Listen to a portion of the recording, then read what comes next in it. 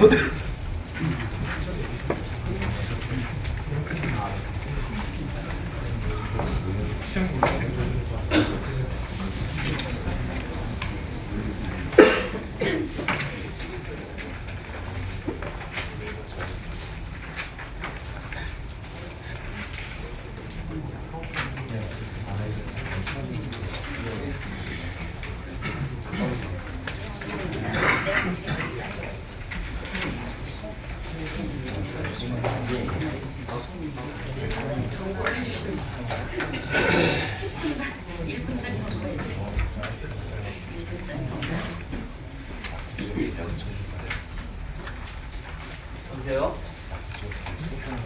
네네. 아,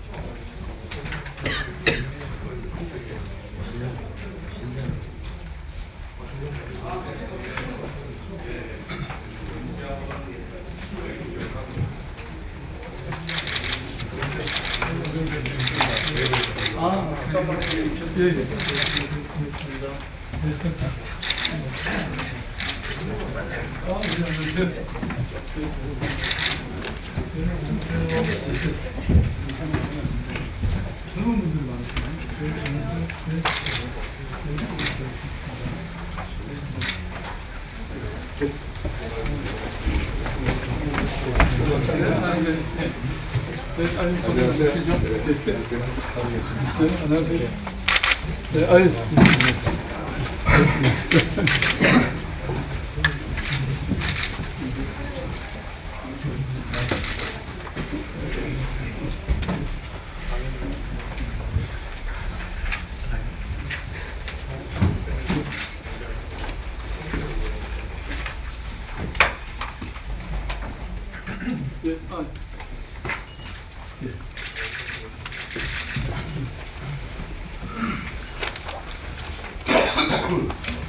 네, 지금부터 서울복지시민연대와 서울역 노숙인 강제 퇴거 방침 철회 홈리스 지원 대책 마련을 위한 공동대책위에서 주관한 서울시 노숙인 청책 워크숍을 진행을 하도록 하겠습니다.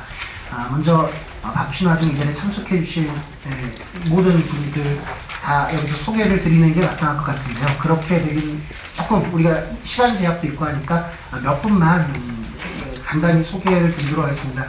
박원순 서울특별시장님 지금 참석해 주셨습니다.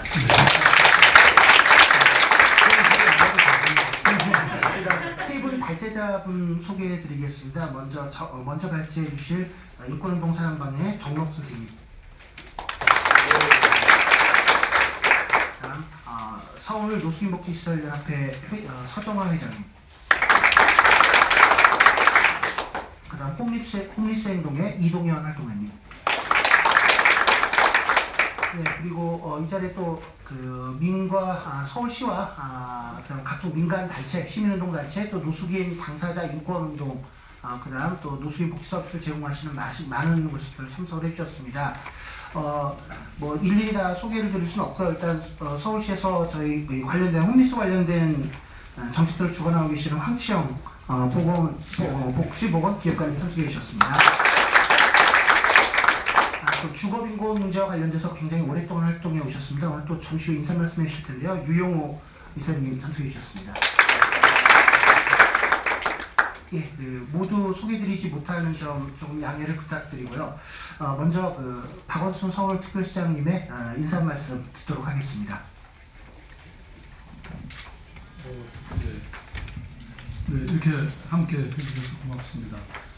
저는 노숙인들 정말 우리 사회의 가장 이 벼랑 끝에 몰려있는 그런 분들이라고 생각합니다. 저는 세상에서 가장 고통받고 있는 사람들이 우리 우주의 중심이다, 이런 말을 믿고 있습니다.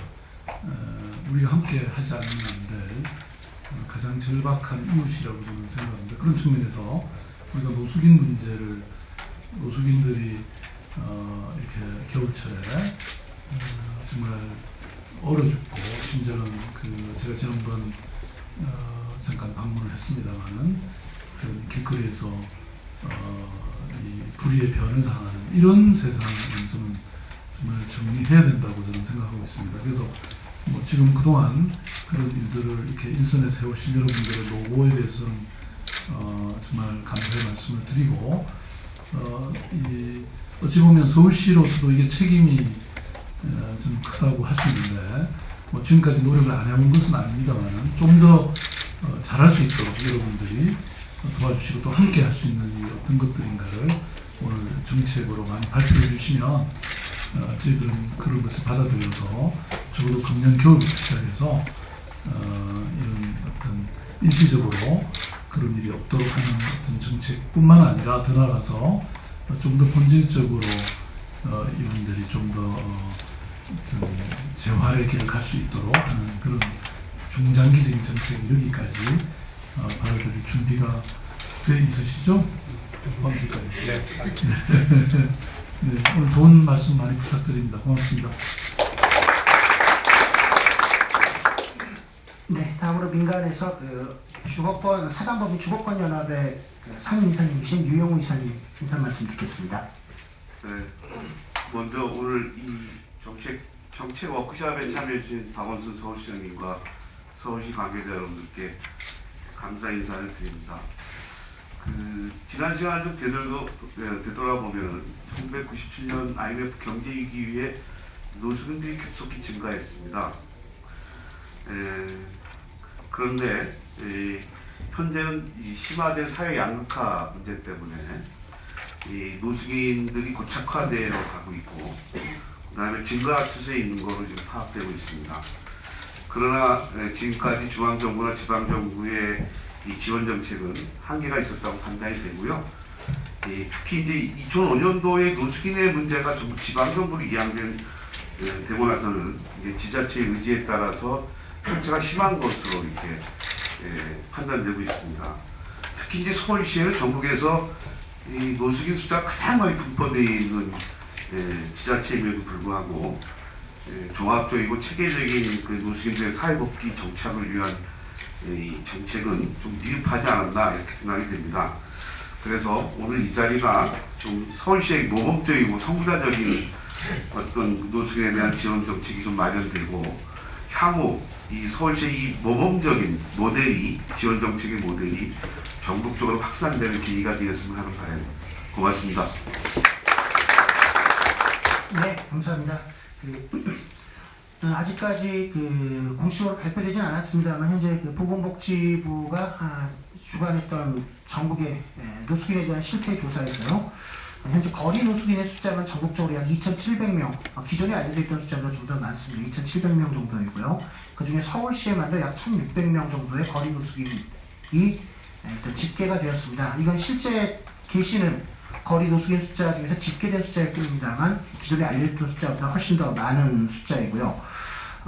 우리가 흔히 전국의 노숙인 문제 크기의 절반 혹은 3분의 2 이상이 서울의 문제라고 할 정도로 서울시의 집중도가 높기 때문에 더더욱 관심이 높다고 생각을 합니다. 게다가 지난 여름 있었던 서울역의 코레일 측에 명칭이 좀 불분명합니다. 처음에는 노숙인 강제 퇴거였다가요, 그 다음에 야간 노숙 금지, 야간 노숙행위 금지로 되어 있는 상황이 그대로 유지되면서 요즘 추워지고 있기 때문에 또 많은 우려들이, 인사사고에 대한 우려들이 있는 상황입니다. 이런 부분들과 관련돼서 우리가 방역지방자치단체로서 서울시가 어떤 역할들을 해야 되느냐에 대해서 또 하고 있는, 수고하고 계신 역할들도 많이 있고요.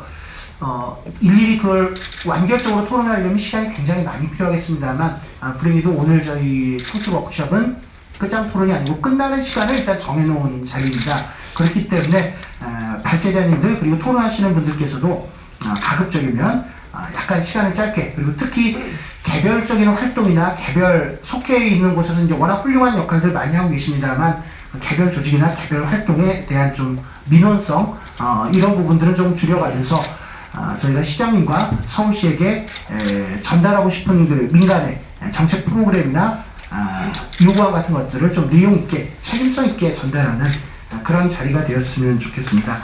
먼저 그러면 세 분의 발제를 듣고 나서 저희 전체 토론 시간으로 들어가도록 하겠습니다.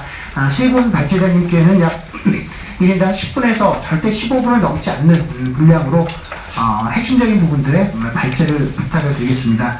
제일 먼저 정록활동가님의 인권에 기초한 서울시 노숙인 정책 접근에 대한 제언을 듣도록 하겠습니다.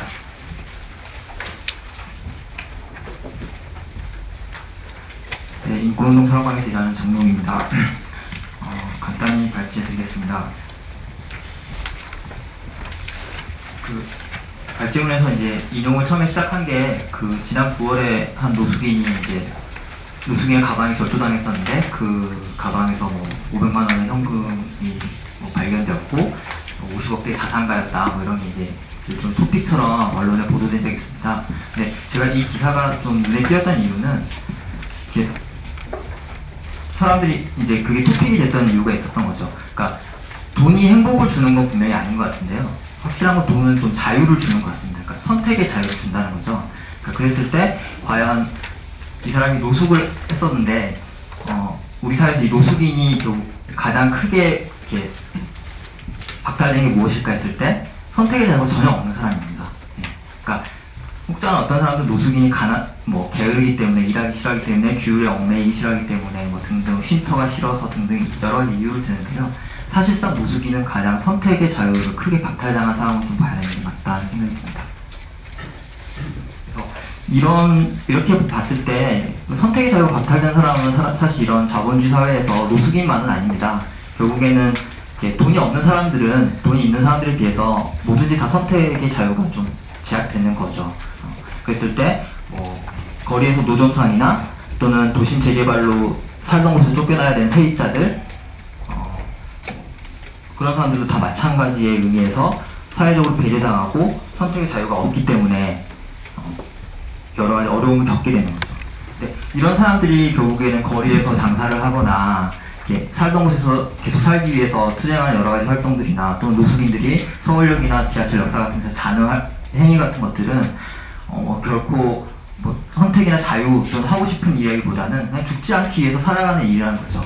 그러니까 마치 우리가 밥을 먹고 옷을 입고 숨을 쉬는 것처럼 살아가는 행위 자체인 건데, 사회에서는 점점 더 가혹하게 이런 행위 자체를 좀 밀어내고 범죄화하고 되도록이면 눈에 보이지 않게 하려고 하는 것들이 계속 진행되고 있다는 거죠.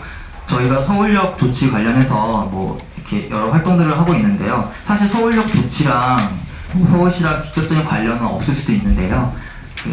조금 더 시야를 확장해서 보면 서울 메트로에서 이렇게 노숙하는 분들 단속하는 거나 지하철에서 물건을 파는 상행위를 금지하는 것들, 그다음에 지하철 역사에 있는 수유관 같은 데 노숙인이 들어가니까 문을 잠궈 놓는 것들, 이런 것들은 사실 서울역의 조치와 일관성이 있는 어떤 행위라고 볼 수 있거든요. 그러니까 메트로 같은 경우는 서울시에서 사실 관리를 하고 있는 기업체이고요. 그런 말씀 좀 간략하게 드릴 수 있을 것 같습니다. 그래서 지난번 오세훈 시장 때 서울시가 디자인 서울 외치면서 이제 인사동역 종로 일대의 노점상들을 좀 다 보이지 않는 곳으로 좀 옮겼었잖아요. 그것도 사실 생각해보면은 그곳에 노점상이 그렇게 많을 수 있었던 거는 그곳 지나다니는 많은 시민들이 노점을 이용했기 때문입니다. 사실 장사가 되지 않으면 노점상 그곳에 있을 수가 없겠죠. 그분들도 다 서울 시민이었던 거고 이용을 했던 건데, 그럼 누구를 위해서 거리를 안락하고 깨끗하게 했냐? 노점에서 사 먹지 않을 사람들에게는 그 보기 불편했을 수 있다는 거죠. 굳이 노점에서 오뎅이나 떡볶이 같은 거 사 먹지 않는 사람들은 그게 길거리 통행하는 불편하고 눈에 보면 좋지 않을 거 이렇게 생각한 거 아닌가. 그래서 사회에서 점점 더 가난한 사람들, 선택권이 없는 사람들을 좀 몰고 있다. 네, 그런 말씀 좀 드리고 싶습니다. 그랬을 때 사실 노숙인이 그 극단에 있는 사람들입니다. 네, 특히나 이 노숙인이 어떤 사람들인가에 대해서 좀 간략하게 보면 서울시가 계속해서 주택난에 시달리다 보니까 60년대부터 진행된 서울시의 도시개발 정책, 주택 정책의 어떤 극단에 서 있는 최대의 피해자 집단이라고 볼 수 있습니다. 그래서 제가 간략하게 말씀드린 게 60년대 이제 청계천 같은데 판자촌을 짓고 살던 사람들. 그때부터 철거가 시작돼서 처음으로 언론에서 노숙자라는 이름으로 이렇게 언론 보도가 시작됩니다. 그리고 이제 그게 점점 심각해지니까 이제 정착지 조성을 이제 서울시에서 집단적으로 하게 되고, 그게 이제 우리가 과거에 알고 있었던 달동네들이라고 이제 표현되는 뭐 상계동, 미아동 뭐 그런 곳이 달동네들이었던 것이죠. 근데 그런 곳마저 80년대 이제 다시 또 재개발로 사라져 가게 되고, 거기 아파트가 들어서면서 이제 거기에 있던 많은 사람들이 도심 내에 있는 뭐 반지하나 옥탑방이나 또는 다른 곳으로 이제 점점 밀려나게 되는 거죠. 그래서 그냥 나대지 같은 데 찾아 들어가면서 비닐하우스촌을 이루는 곳도 생기게 되는 것이고요. 그래서 다음 페이지 보면 이제 간략하게 제가 본 논문에서 이런 표를 좀 그려놨거든요. 그래서 보면 좀 한눈에 보실 수 있을 것 같습니다. 판자촌, 달동네, 뭐 비닐하우스촌, 쪽방, 거리, 역사, 공원 이렇게까지 되는데요. 이게 비닐하우스촌은 지금도 있는 거죠. 강남구 쪽에 지금도 있는 거고, 사실 이제 비닐하우스촌이나 또는 공공임대주택, 뭐 반지하방 이런 데에도 못 들어간 사람들은 이제 쪽방 같은 데 살게 되는 거죠. 네. 그래서 뭐 동자동이나 영등포동이나 창신동 같은 쪽방 같은 데 살게 되는 거고, 이 쪽방에 사는 사람들과 거리에서 노숙하는 사람들은 사실 구분할 수가 없습니다. 네. 그래서 뭐 막 하루 일당 벌어서 일을 하다가 돈이 생기면 쪽방 들어갔다가 그 돈이 떨어지면 다시 나오고, 정부에서 한두 달 월세 지원해주면 다시 들어갔다가 또 나오고, 한겨울 정말 추울 때는 어떻게든 들어가고, 쉼터 같은 데 들어갔다가 다시 또 나오고, 이게 반복되는 거죠. 그래서 이 구분이 사실상 불가능하고, 이렇게 보면 우리가 사실 뭐 보통 흔히 말하는 일반 시민들은 사실 노숙인은 되게 근본적으로 다른 사람처럼 생각하게 되잖아요. 좀 상상하기가 힘들고 어떻게 저렇게 살까. 근데 이런 서울시의 주택 정책의 역사 또는 이렇게 한국 사회의 어떤 개발의 역사 속에서 분명하게 좀 드러나는 집단일 수 있다는 것이죠. 그래서 그런 의미에서 뭐 노동 빈곤계층, 주거 빈곤계층으로 우리가 좀 노숙인을 좀 봐야 된다. 이게 뭐 대단히 특별한 사람, 특이한 사람이 절대 아니라는 것입니다. 그래서 근데 그럼에도 불구하고 사회는 좀 그렇지 못하고 있고요. 그래서 이러한 빈곤으로서 가난하기 때문에 발생하는 어떤 삶의 양태들, 모습들을 자체를 좀 문제시하고 형벌하면서 사회적 낙인과 편견을 좀 계속해서 확대 재생산하고 있다는 거죠. 네.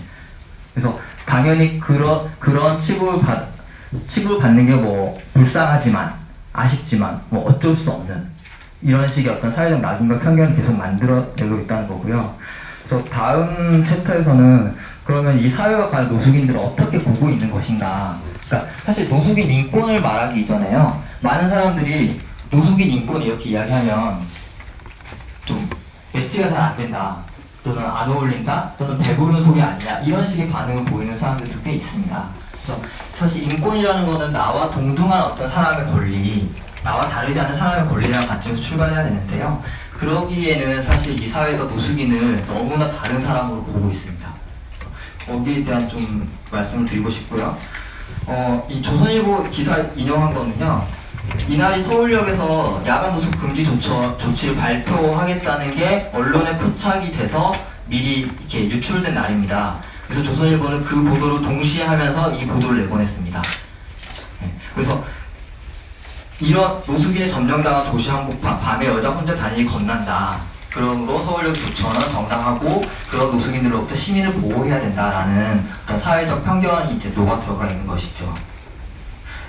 그래서 이제 이게 근데 단지 뭐 조선일보만의 문제는 아니고요. 어떻게 보면 보통 우리가 흔히 말하는 일반 시민들의 인식 수준을 좀 보여주는 것이기도 하고요. 그래서 한 논문을 보니까 한겨레신문과 조선일보를 분석을 했더라고요. 그래서 이게 한 6가지 정도의 어떤 프레임으로 노숙인을 사회가 규정하고 있고 언론에서 규정하고 있다라는 이야기를 하는데요. 그 중에서 이제 첫 번째 제가 말씀드리고 싶은 거는 더럽고 불결한 혐오감 유발자로서의 노숙인에 대한 게 좀 가장 대표적인 게 아닌가. 그러니까 그냥 노숙인이 아닌 비노숙인들이 볼 때는 노숙인은 정말 꺼려지는 사람들. 가장 대표적인 게 그냥 뭔가 위생상태 불결하고 가까이 하기 힘들고 대화하기 힘든 사람들이라는 모습 때문인 것 같은데요. 사실은 이거는 적절한 주거가 없음으로 인해서 발생하는 문제입니다. 노숙인들도 깨끗이 씻고 싶고 사람들과 대화하고 싶고요. 이렇게 사회 속에서 고립되지 않고 싶습니다. 그렇지만 적절한 주거가 없어서 그러므로 씻을 수가 없어서 발생하는 문제를 다시 노숙인에 대한 배제와 차별의 원인으로 소구시켜서 그 사람들을 좀 차별하는 전형적인 방식인 것이죠. 두 번째, 잠재적 범죄자로서의 노숙인인데요. 사실 이거는 어떻게 보면 혐오감을 유발하는 사람으로 노숙인이 사회에서 치부되면서 이렇게 무슨 일만 터지면 노숙인을 범죄자 취급하는 거예요. 그래서 뭐 사건이 터지고 나라에 중요한 행사가 있었을 때 불신 검문을 하거나 뭐 여러 가지 일을 하죠. 그래서 뭐 제가 앞에서 뭐 발전이 잠깐 넘어갔었는데 지난 8월에 유엔에서 극빈과 인권에 관한 특별보고한 보고서가 발표됐었는데요. 이제 거기서는 극빈에 처한 사람들이 어떻게 인권이 침해당하는가에 대한 나라별 사례와 다양한 사례들이 이야기한 보고서였습니다. 근데 거기 본문에 유일하게 언급된 도시가 서울입니다.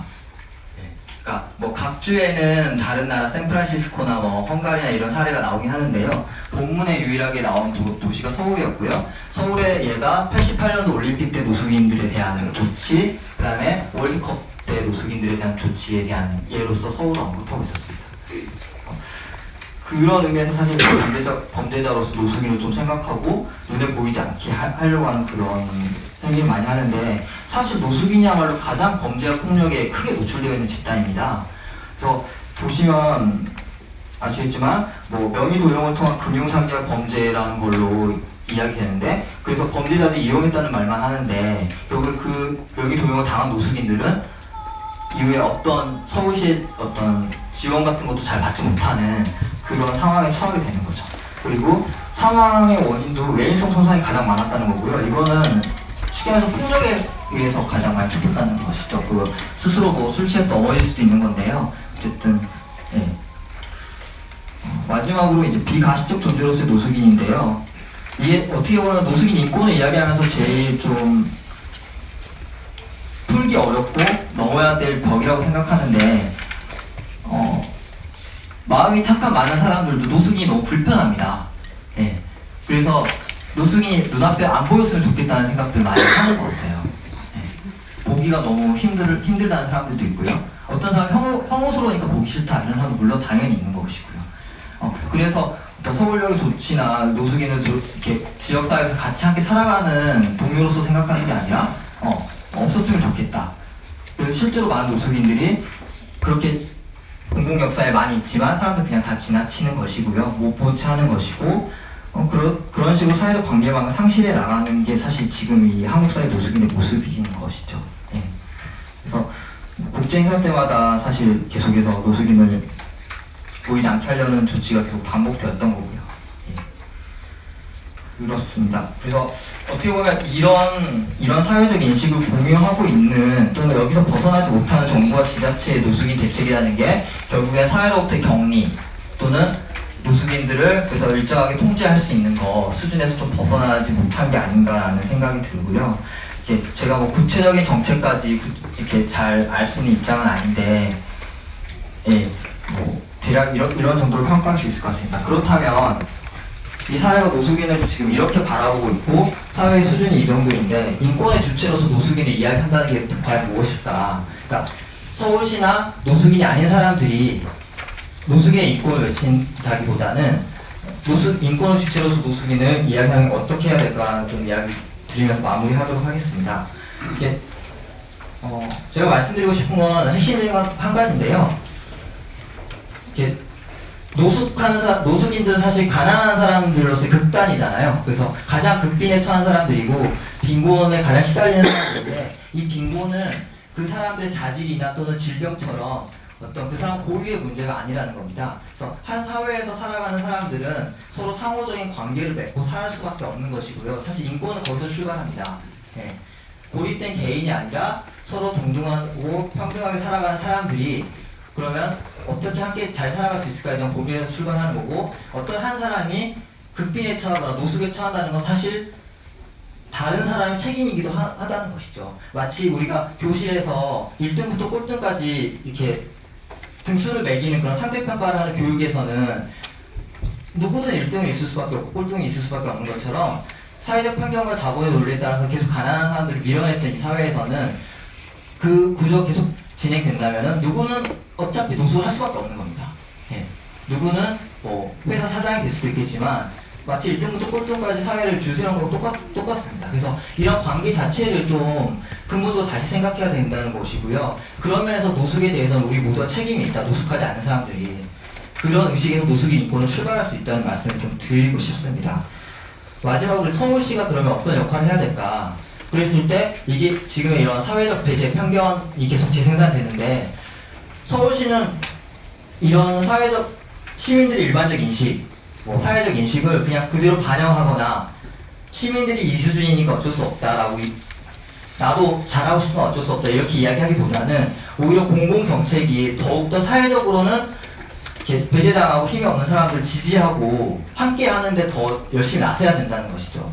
사실 그렇지 않으면 정부나 공공기관 사실 존재 의미가 저는 뭔지 잘 모르겠어요. 왜냐하면 사회적으로 세력이 있고 기득권이 있는 사람들 사실 정부 없어도 잘 살 수 있거든요. 예, 정부나 이렇게 서울시 같은 곳이 없었을 때 정말 힘든 사람들은 사회에서 배제당하고 약자들인 것이죠. 그래서 그런 관점에서 출발할 때 사실 노숙인 정책, 한정된 재원, 정책의 우선순위라는 것들도 좀 올바르게 다시 첫 단추를 꿰 수 있지 않을까 생각합니다. 예, 감사합니다. 네, 감사합니다. 뭐 구체적인 정책 부분보다는 일단 그 인권이라는 관점에서 그 노숙의 문제들을 조망을 해주셨습니다. 인권에 반대의 말은 권리가 없다는 게 아니라 특권이죠. 그러니까 일부 사람들만이 권리를 가질 수 있던 사회에서 현대 국가, 현대 사회가 현대적이라고 할 수 있는 건 시민이라면 모두가 누려야 되는 정당한 권리들이 있기 때문이고 그게 인권이라고 생각을 합니다. 소비 능력이 없어도 일을 하고 있지 않아도 서울에 살고 있는 사람이면 모두가 누려야 될 동등한 권리가 있다라고 생각을 합니다. 그 병재 피해 이야기를 주셨습니다. 예전에 서울 시내에서 공익 요원에게 맞아서 노숙인이 사망한 사건도 있었고요. 방금 보니까 또 오늘 뉴스에 나오는데 노숙인들을 지금 감금해서 카드깡이라든가 이런 범죄를 위해서 뭐 감금 폭력 이런 범죄 사건들이 지금 굉장히 많이 늘고 있습니다. 또 증오 범죄, 무차별적인 폭력이나 이런 경우들도 많고요. 일단 시민들의 인식, 이 인권에 대한 인식, 노숙인에 대한 인식들이 충분히 성숙되지 못했다라면 정부나 특히 지방자치단체가 먼저 그런 인식들을 또 인권 인식들을 좀 더 고양시키는 방향에서 여러 가지 또 검토해야 될 것 같습니다. 두 번째는 서울 노숙인 복지시설 협회 서정화 회장님 발제해 드리도록 하겠습니다. 저희 그 서울 노숙복지사 협회는 서울 지역에 있는 44개 시설이 함께 모여서 활동을 하고 있습니다. 먼저 그 발제를 하기 전에 그동안 그 노숙인 시설 종사자들의 처우가 정말 차상위 계층을 유지할 정도로 굉장히 안 좋았었는데요. 이번에 그 처우 개선을 해주셔서 내년에는 전면적인 호봉제 시행이 된 것에 대해서 먼저 감사드립니다. 그리고 또 거리 노숙인 분들의 어떤 생명에 또 지장을 줄 수 있는 그런 응급보호를 할 수 있는 곳들이 없었는데 이번에 또 오늘 언론에 나왔던 것처럼 개선을 하게 되어서 현장에서 활동하고 있는 사람으로서 감사의 말씀을 드립니다. 먼저 그 지금 저희 시설을 통해서 연간 이용하시는 분들은 1일 2,700여 명 정도 시설에서 생활을 하고 계시는데요. 실은 이분들보다 매년 신규로 입소하시고 시설을 이용하시는 분이 1,000명 정도 됩니다. 그래서 우리가 그냥 단순하게 시설에 있는 2,700여 명, 거리에 있는 아까 남기춘 교수님은 1,600여 명 얘기를 하셨는데요. 그 인원 말고 매년 신고로 시설을 이용하고 또 퇴소하시는 분들이 또 함께 있었다라고 하는 부분들을 좀 같이 봐야 될 것 같습니다. 그래서 지난 10여 년 동안에 거의 한 4만여 명에 가까운 분들이 시설을 이용하시고 또는 서울시가 제공하는 복지 서비스를 이용하시고 또 안정적으로 사회복귀하신 분들도 있고 또 아직 계속 노숙에 언저리에 계시는 분들도 있습니다. 그래서 단순하게 현재 있는 인원이 다는 아니다라고 하는 관점에서 시작이 되었으면 좋겠습니다. 일단 그동안에 어쨌든 서울시에서 자활이라고 하는 관점에서 노숙인 문제를 바라보았고 그거에 따른 정책을 추진해 왔습니다. 또 하나는 우리가 이제 서울역 문제로 계속 더 관심이 되어 왔던 거리 노숙인 문제를 생각해 본다면 우리가 그 치유의 관점에서 또 다른 접근을 해야 되지 않을까 생각이 듭니다. 그래서 일단 뭐 서울시도 열심히 해오셨지만 저희가 현장에서 활동하는 사람들로서 좀 더 정책을 효율적으로 성과적으로 하기 위해서는 어떤 게 필요할까 해서 저희가 논의한 사항들을 제가 대표해서 말씀을 드리도록 하겠습니다. 먼저 첫 번째는 노숙인 정책 수립을 위한 민간 거버넌스 체계 구축입니다. 서울시가 노숙인들을 지원하기 위해서 예산을 많이 쓰고 있습니다. 그럼에도 불구하고 여러 군데 비어있는 부분들이 있는 것은 민관이 함께 논의할 수 있는 그런 정기적인 논의 테이블이 없었기 때문에 그런 것들이 좀 잘 개선되지 않았다라고 생각이 듭니다. 실은 저희가 경험이 있습니다. 98년도부터 2004년까지 그 서울시 노숙자 대책협의회라는 거를 구성해서 관련한 학계 전문가, 언론인, 시의원, 법률가, 경찰, 시설대표 등등 모여서 대책협의회를 구성했고 굉장히 긴급한 시기에 아주 성과적인 응급구호를 해냈습니다. 그래서 이러한 그 과거의 경험을 바탕으로 해서 좀 더 이후에 잘 정책을 협의하기 위한 논의 틀이 필요한데요. 지금 새롭게 주거 지원이 확대되었기 때문에 SH공사라든가 이런 곳들이 함께 하면서 관련 기관들이 민간 거버넌스를 구축하고 그걸 정기적인 회의 개최를 통해서 정책들을 좀 수행해 나가는 것이 훨씬 더 효과성과 효율성을 높일 수 있는 방안이 아닐까 생각을 합니다. 물론 지금 현재 그 집행부에서 민간의 의견을 무시하진 않습니다. 하지만 먼저 선대입하고 후 의견 수렴의 방식을 채택하고 있습니다. 그래서 제가 제안드리는 것은 먼저 거버넌스를 통해서 의견 수렴 후에 계획을 같이 세우는 방식이 훨씬 더 효율적이다라는 말씀을 드리고 싶습니다. 네, 두 번째로는요, 만성적인 거리 노숙인 복지 서비스 개선 대책입니다. 서울역 문제 때문에 현장에 있는 활동가들 또 복지사들 굉장히 많은 고생을 하고 있는데요. 일단 현재 거리에 계신 분들의 어떤 건강 상태라든가 심리적인 여러 가지 어려움들을 고려한 어떤 개입이 필요하다라고 하는 건데요.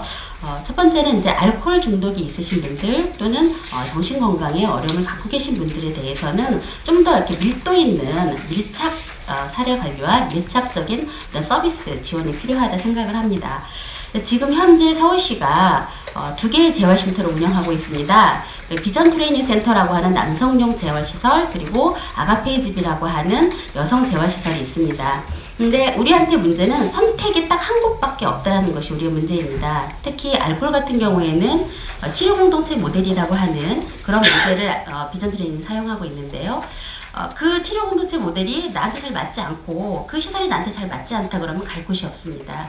그래서 이런 재활쉼터들을 확충하는 것이 필요하다라고 하는 제안을 드리고 싶습니다. 특히 정신질환 있는 노숙인의 경우에는 그동안에 여기 와 계시는 광역에서도 모바일 팀으로 도입을 해왔었지만 실은 좀 더 전문적인 노숙인들을 전문으로 하는 그런 전문 노숙인 정신보건센터라든가 아니면 정신보건 의료진의 개입이 좀 필요하다. 지금 보건복지부와 서울시가 함께 액트팀이라고 해서요. 정신과 의사를 자원봉사자로 해서 주 3회 거리에서 정신과 의사들이 안내치를 하고 있습니다. 직접 거리에 나가서 상담하면서 식구들을 만나고 있는데요. 지금 이제 한 달밖에 시행을 안 했기 때문에 아직은 성과를 잘 내고 있지 못합니다만 이번 동절기 시범이 끝나고 나면 좀 새로운 제안들이 나올 수 있을 것 같습니다. 그래서 노숙인 대상으로 하는 정신보건센터를 적극적으로 설치해야 되지 않을까 하는 거고요. 그 다음에 중요한 것은 정규 아웃리치 팀들이 있습니다. 상담보호센터에 거리노숙인 아웃리치 팀들이 있는데요. 이분들한테 정신보건 전문 요원들이 정규직으로 채용이 되어서 함께 거리에서 전문적인 상담과 개입을 할 수 있도록 하는 것들이 필요하다라는 말씀드리고 싶습니다. 네, 좀 넘어가서요. 그 다음에 10분 안에 해야 되기 때문에 빨리빨리 넘어가겠습니다. 그 다음에 세 번째로 거리노숙인 서비스 전달체계 강화 방안을 제안드리고 싶습니다. 지금 상담보호센터를 중심으로 해서 일단 35,000원에 아웃리치 상담 요원들이 있습니다. 근데 중요한 건 아웃리치는 1년, 2년 관계를 형성해야지만 실은 상담이 이루어지고 마음을 열게 됩니다. 그런데 일단 35,000원 직원은 몇 달 하다가 정규직 일자리가 생기면 가기도 하고 하기 때문에 실은 성과적으로 거리노숙인 분들과 관계 형성을 하기가 참 쉽지가 않습니다. 그래서 이런 부분에 단계적으로 정규직원으로 전환하는 문제를 고민했으면 한다라는 말씀 드리고 싶고요. 그리고 이런 정규직 사회복지사, 정규직 정신보건 전문요원 배치를 통해서 거리노숙인들의 좀 더 밀착된 만남이 필요하다라는 말씀 드리고 싶습니다. 그다음에 세 번째 제안입니다. 노숙인 복지시설 상담보호센터를 제외하고 38개 운영하고 있고요. 근데 이 시설을 앞으로 어떻게 운영할 것이냐가 좀 중요한 키워드가 될 것 같습니다. 제가 제안드리고 싶은 정책 방향은 신규 시설을 확충하는 것보다는 기존에 있는 시설의 환경 개선에 중점을 두는 게 우선이라는 생각이 듭니다. 왜냐하면 그동안 서울시가 시설을 공모를 해왔습니다. 하지만 기존에 있는 시설을 지정하거나 기존에 있는 시설을 기능 전환하거나 한 것은 성공했지만 새롭게 시설을 하려고 했던 거는 실패했습니다. 님비 현상으로 인해서. 그래서 우리가 일단 지금 기존에 확보된 시설들의 환경 개선을 통해서 좀 더 좋은 주거 환경들을 만들어 나가는 것이 오히려 더 우선돼야 되지 않느냐는 생각이고요. 두 번째로는 임대주택을 활용하자라고 하는 겁니다. 지금 서울시가 그룹홈이라는 형태로 임대주택을 지원하고 있는데요. 이런 임대주택 확대를 통해서 시설의 문제도 해결할 수 있다라고 생각이 듭니다. 좀 더 구체적으로 말씀을 드리면요. 현재 38개 시설 중에서 40에서 50% 정도가 법정 면적 기준을 충족하지 못하고 있습니다. 98년도에 책정됐던 정원을 그대로 유지하고 있습니다. 그러다 보니까 어떤 일이 발생하냐면 노숙인 시설에 800명의 입소 여석이 남아있는데 노숙인 시설에 안 들어간다라는 식으로 언론에 보도가 됩니다. 그건 사실이 아닙니다. 왜냐하면 너무 정원이 과다 책정이 되었기 때문에 실은 가서 가려고 해도 실제적으로 입소할 수 있는 여석이 없는 경우들이 많이 있습니다. 그래서 사생활이 보호되는 공간으로 시설 환경 개선이 필요하다는 말씀 드리고 싶고요.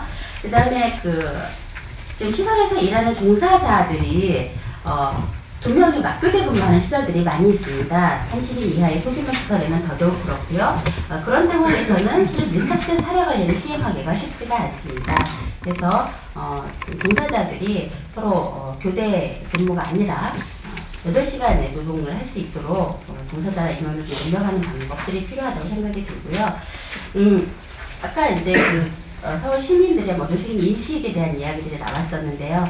실은 노숙인에 대한 인식들이 좋지 않습니다. 시민들에 대한. 그래서 좀 시설에 대한 프로그램 및 지원, 또 노숙인 인식 개선을 위한 어떤 그런 프로그램, 그런 어떤 활동들을 할 수 있도록 하는 그런 프로그램 지원비가 필요하다는 생각이 들고요.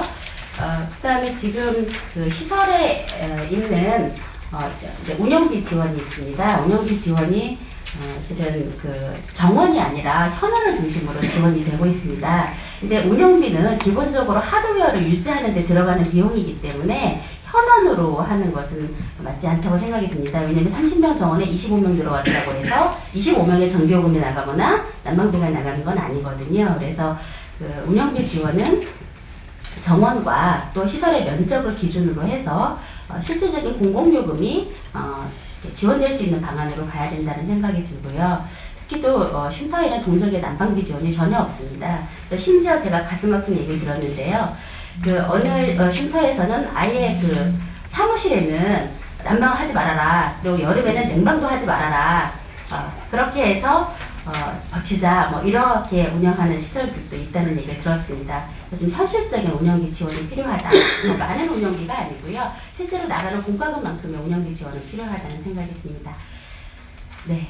그리고 네 번째로는요, 일자리 주거 지원 정책입니다. 실은 서울시의 일자리 정책은 굉장히 우수합니다. 그리고 저희가 노숙인분들의 자활을 위해서 일자리 정책이 굉장히 큰 기여를 하고 있습니다. 예산도 많은 비중을 차지하고 있고요. 네, 그럼에도 불구하고 제안을 드리는 것은 좀 더 일자리 정책의 효율을 높이기 위해서는 어떻게 하면 좋을까라고 하는 차원에서 제안을 드립니다. 첫 번째는 특별자활근로를 상담보호센터로 중심으로 지원을 하고 있는데요. 특별자활근로가 6개월밖에 안 됩니다. 네, 실은 노숙인분들이 특별자활근로는 자활근로를 통해서 쪽방이나 고시원에 입주하는 것을 전제 조건으로 지원을 하고 있는데요. 이 기간이 6개월이다 보니까 그 사이에 뭔가 일자리를 찾거나 안정적인 어떤 기반을 마련하기 어렵습니다. 그런 경우에 1년까지 기간을 확대한다면 좀 더 효과를 낼 수 있지 않을까라고 하는 거고요. 좀 시설의 형태에 따라서 또 우리 노숙인분들의 근로 능력에 따라서 단계별 일자리 지원이 필요하다라고 하는 제안으로 특히 자활쉼터에는 전일제 일자리를 중심으로 지원을 해야 된다라는 말씀을 드리고 싶고요. 그 다음에 또 하나는 번역별 직업 상담사를 좀 지원하면 좋겠다는 말씀을 드리고 싶습니다. 저희가 경험이 있습니다. 지금 다시서기와 구세군 브릿지에서 운영하는 노동부 지원인데 세임원 고용지원센터가 운영되고 있습니다. 직업 상담사 2분이서 알선을 하고 있는데요.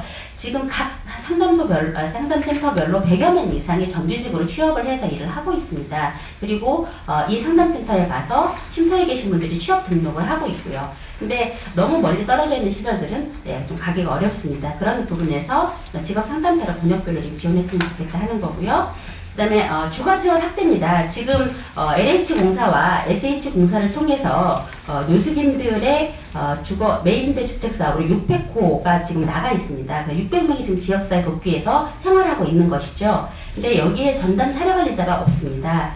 이런 전담 사료관리자를 좀 지원을 통해서 안정적으로 매입임대 주택에 안정할 수 있도록 지원하는 것이 필요하다라고 하는 거고요. 지금 서울시가 지원하는 노숙인 임시주거 지원 사업과 사회복지 공동모금의 민간 사업으로 임시주거 지원 사업이 진행되고 있는데요. 임시주거 지원 사업의 기간들을 좀 확대하는 게 필요하다라고 하는 말씀이고요. 네, 다 왔습니다. 마지막으로 여성노숙인 전용 상담보호센터가 필요하다는 말씀을 드리고 싶습니다.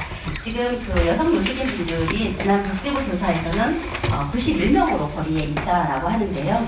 실은 이거보다 훨씬 더 많은 인원들이 거리에 있습니다. 특히 여성 노숙인 분들은 이렇게 노출을 꺼려하시는 것 때문에 실은 우리가 여성 노숙인 분들이 몇 명인지 알 수 없습니다. 근데 이분들이 또 남성들이 있는 쉼터에 또 가기를 원하지 않고 있고요. 그래서 현재 상담보호센터가 있지만 여성들을 위한 일시보호 잠자리와 상담보호센터를 운영하는 것이 필요하다라고 하는 제안 드리고 싶고요. 그 다음에 노숙인 의료 서비스 개선 부분은 현재 시립병원과 이런 데는 지역 사회복지사가 파견이 되어 있는데요. 보건소에는 사회복지사가 없습니다. 그래서 보건소에도 저소득층이 많이 이용을 하고 있기 때문에 사회복지사가 파견이 되는 것이 좋겠다라고 하는 제안과 더불어서 시립병원 같은 경우에 이번에 시장님도 방문하셨던 홍시 같은 경우에 진료 거부를 겪었거든요. 근데 실은 시립병원을 이용하시는 노숙인분들 굉장히 많은 분들이 모욕감을 많이 느끼고 옵니다. 그런 부분에서 시립병원 관계자들한테 좀 인식 개선을 위한 교육 이런 것들이 좀 필요하다는 생각이 들고요. 그리고 시립병원의 알코올이나 정신질환을 위한 병상을 좀 설치하는 것은 어떨까라는 제안 드리고 싶고요. 마지막으로 시설평가들이 진행되고 있는데 이런 시설평가가 양적평가 중심입니다. 그래서 실제로 노숙인들의 변화 과정을 평가할 수 있는 그런 질적평가를 도입하는 것들도 필요하다는 생각이 듭니다. 네. 마지막으로 한 말씀만 더 드리자면요. 그동안에 저희가 시설 운영하거나 또는 자활지원과에서 노숙인 대책을 하시는 분들한테 가장 큰 어려움은 뭐였냐면 윗분들이 거리에서 노숙인을 보이지 않게 하라라고 하는 그런 원칙을 갖고 계셔서 굉장히 많이 어려움이 있었습니다. 근데 우리가 다 공유하다시피 거리에 나올 수밖에 없는 상황들이 있습니다. 거리 노숙인이 존재할 수밖에 없는데 이분들이 어떻게 하면 빠르게 서비스를 받고 지역사회에 복귀할 수 있도록 하는 것인지 그런 것들이 우리의 주요 고민이 되어야 될 거라 생각이 들고요. 노숙인을 거리에서 보이지 않게 하자라고 하는 그런 관점은 좀 없었으면 좋겠습니다. 감사합니다. 서너 회장님께서 6가지로 말씀 주셨던 것 같습니다. 가버넌스 보건, 특히 요즘 가장 많은 관심이 집중되는 그 만성적인 거리 노숙인에 대한 아웃리치가 좀 정규적이면서 전문성이 결합된 그런 활동이 되었으면 좋겠다라는 것, 시설운영에 대한 개선, 일자리와 주거 지원 사업 개선, 여성 노숙인 지원책의 의료 서비스 개선에 대해서 말씀을 주셨고요. 또 특히 마지막에 주셨던 말씀, 저희가 몇 번인가 새로운 시장님이 오셨을 때 그 초기에 왜 이렇게 이 주변에 노숙인이 많아라는 이야기 때문에 갑자기 일제 정리 작업 같은 경험을 했던 적이 있습니다. 그런 부분과 관련돼서 또 다른 그 변화의 부분 같은 것들을 또 강조해서 말씀을 주신 것 같습니다. 자, 이제 세 번째 마지막으로 특히 최근 서울역 노숙 코레일의 노숙인 그 야간 노숙행위 금지 조치 이후에 가장 노숙인의 인권 옹호와 관련해서 가장 활발한 활동을 전개해 주시고 계시는 홈리스 행동의 이동현 위원장님, 집행위원장님 말씀 듣도록 하겠습니다.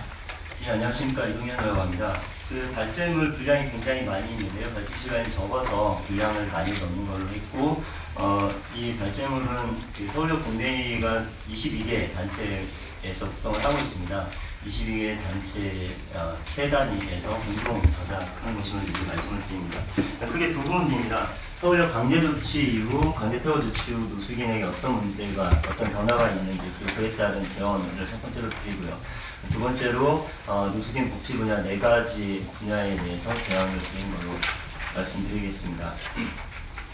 일단 후반부의 정책적인 부분은 앞에 두 발제자께서 충분히 말씀을 하셔서 좀 간략히 하는 걸로 하되 발제문을 좀 나중에 봐주셨으면 바람이 있습니다. 첫 번째, 서울역 야간 노숙 금지 조치 후 거리 노숙인 실태조사 결과와 그리고 이를 통한 요구안을 좀 말씀드리겠는데요.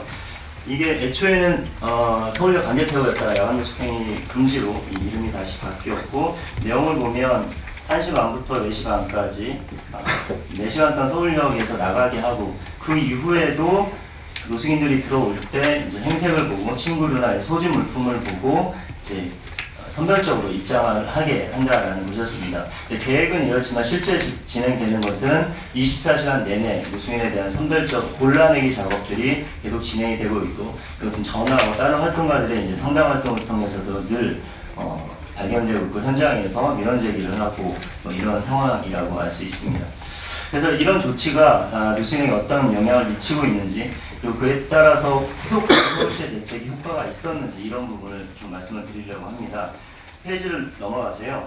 28페이지 보시면 저희가 설문조사 플러스 면접조사를 100케이스 100명에 대해서 진행을 했는데, 거리 노숙 기간이 6개월 이하, 통상 이제 초기 노숙인이라고 보죠. 6개월 이하의 분들이 27.5% 서울역에서 생활하고 계셨고요. 그다음에 서울역에서 잠을 잔지가 6개월 이하인 분의 비중이 40.5% 정도 나왔습니다. 서울역 코레일이 얘기하듯이 서울역에서 굉장히 오랫동안 잠을 잔다라고 이야기를 하지만, 상대적으로 서울역에서 잠자리를 하고 있는 사람이 노숙기간이 그렇게 길지 않았다라는 걸 볼 수 있고, 특히 초기 노숙인에게 서울역이 잘 선택되어지고 있다는 걸 좀 볼 수가 있었습니다.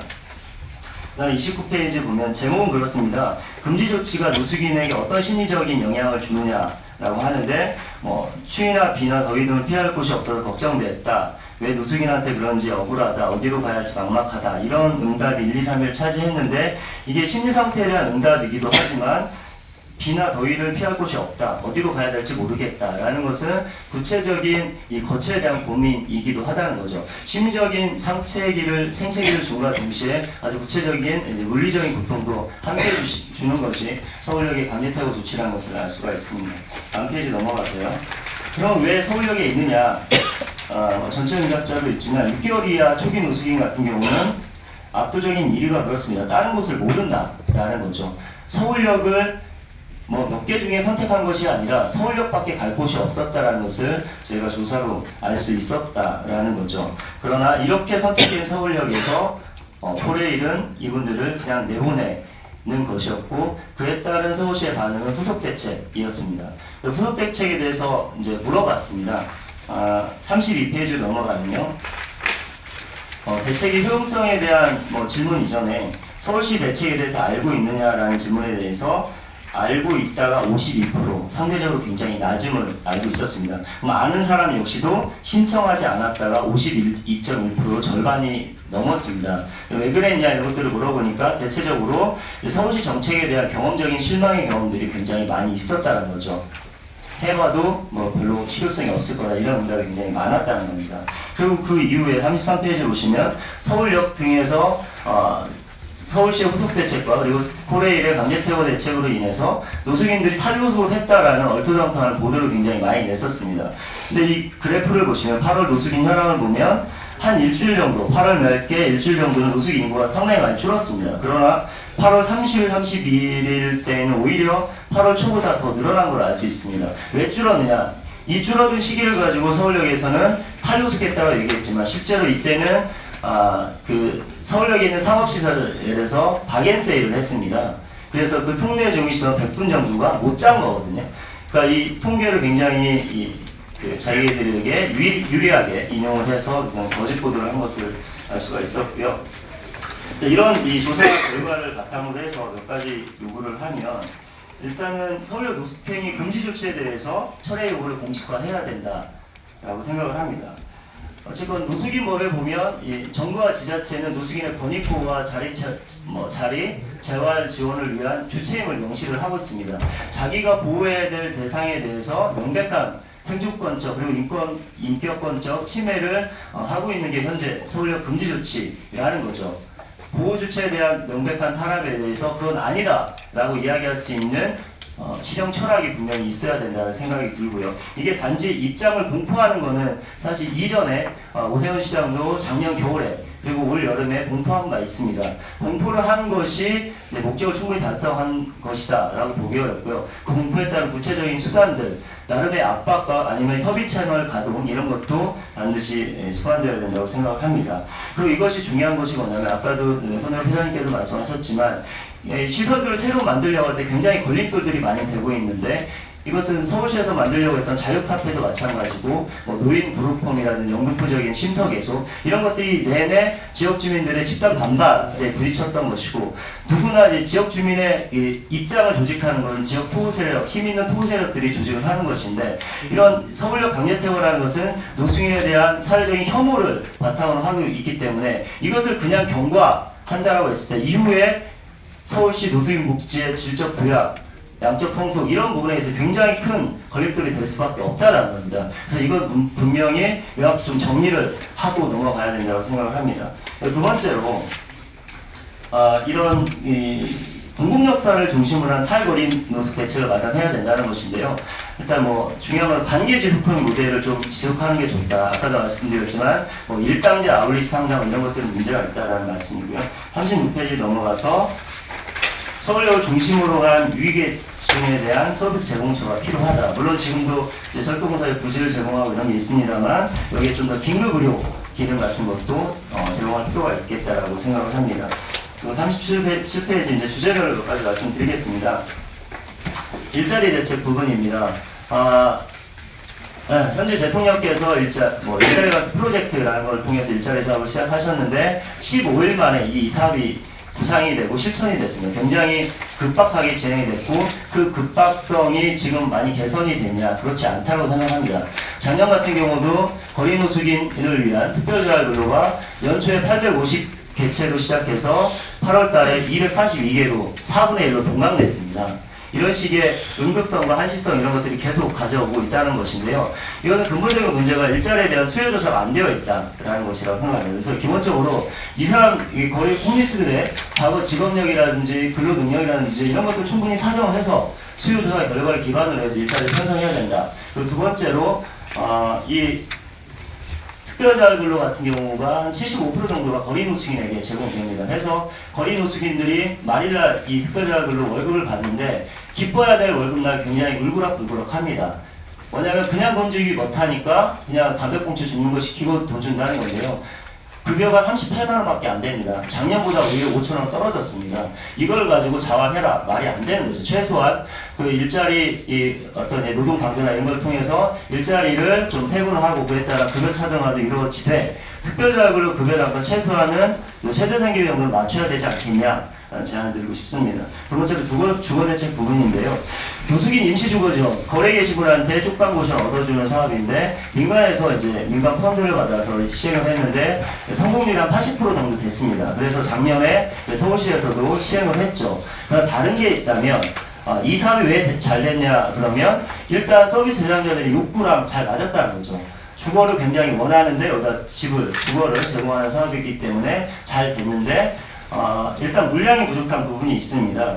지금 서울시에서 작년에 조사했을 때 거리노숙인의 58% 정도가 임시주거지원 사업을 원했습니다. 그런데 아까 복지부 조사에 보면 1,600명이 서울시에서 노숙을 하는데 거기에 100명, 200명 이렇게 임시주거지원을 하면 그게 사실은 엄마의 오전육이 아니라고 얘기할 수 없는 거죠. 그리고 두 번째로 이 사업이 잘 될 수 있었던 이유 중에 또 하나는 사회관리 기능이 있다라는 겁니다. 한 사람 한 사람 이 사람이 수급이 필요한지 일자리가 필요한지 뭐가 필요한지 굉장히 살펴야 되는데 서울시 임시주거비 지원 사업에는 사회관리자가 없다는 거죠.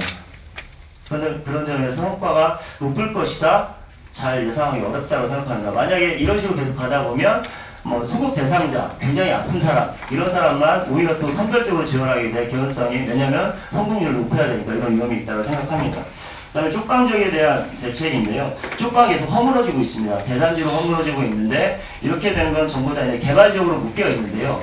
일단은 이 지자체에서 허가권이 있기 때문에 거기에 대한 허가권을 좀 잘 발동을 해야 된다라는 거죠. 이를테면 이제 구역 지정 신청할 때 신청 내용이 주민 현황, 산업의 현황 등등이 나가게 되는데 여기에 대해서 명확히 좀 관리 감독을 해서 이게 허위 사실인지 아닌지 신청서를 좀 잘 봐서 쪽방에 대한 이 무분별한 개발을 좀 막아야 된다는 생각이 들고, 두 번째로 쪽방에 대한 좀 제도적인 재택이 필요하다고 생각합니다. 일본 같은 경우도 간이 숙박소에 관한 법률, 그다음에 이제 미국 같은 경우 SRO 주택에 대한 시 차원의 어떤 중앙정부 차원의 이런 대책과 법들이 있는데 우리나라는 없다는 거죠. 우리나라는 있어봐야 가정유업소의 안전관리에 관한 특별법, 안전에 관한 이런 내용만 있는데 주거에 방점을 준 대책이 없다라는 거죠. 이런 차원의 어떤 이제 조례라든지 이런 조건이 필요하다고 생각합니다. 물론 이제 법은 아니지만 물론 조례가 사실은 이제 법을 견인하는 기능도 분명히 있다고 생각합니다. 세 번째로 의료 대책인데요. 노숙인 의료 서비스 제공 체계를 좀 공식화할 필요가 있다라고 생각을 합니다. 거리 현장 보호를 중심으로 해서 노숙인들 건강 상태를 사정할 수 있는 방식, 이런 것들을 도입하는 정책 보도가 필요하다고 생각하는데, 일단 단기적으로는 현장 아웃리치 체계를 좀 강화할 필요가 있겠다라는 생각이 들고요.